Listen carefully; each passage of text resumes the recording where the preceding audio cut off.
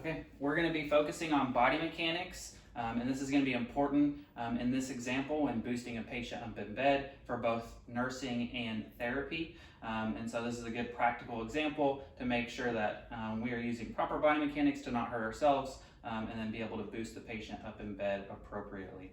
And so kind of the first step we're going to look at is the height of the bed. If that bed is really low, it's going to cause us and our other individual assisting with the boost to have to bend over and use poor body mechanics. So the first thing, we're going to lift this bed up to an appropriate height for both you and the person helping with the boosting.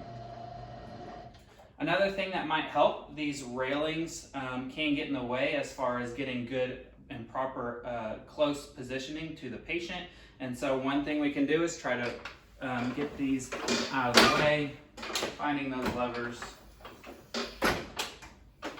working them through, and now we can be close to the patient.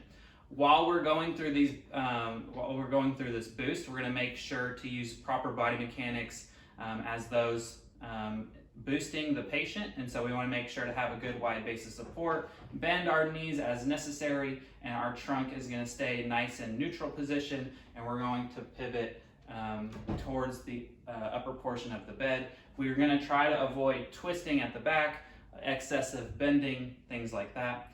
It's important for whoever is leading the boost to communicate to all individuals, the patient, on what the patient needs to do, and then how that person is going to help assist.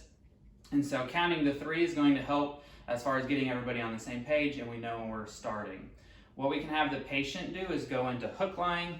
They can bend their knees up, and what this is going to allow them to do is help lift their bottom and help with the process, and then also push through those legs. And then we can also get the arms out of the way by crossing them over as such, and that's going to help. And so we're going to make sure to maintain good body mechanics as we go.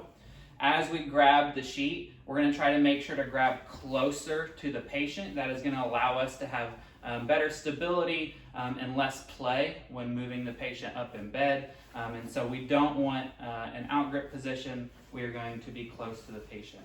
And so again, we're going to use good body mechanics. We are going to count to 3, and then we're going to boost the patient up on 3. 1, 2, 3.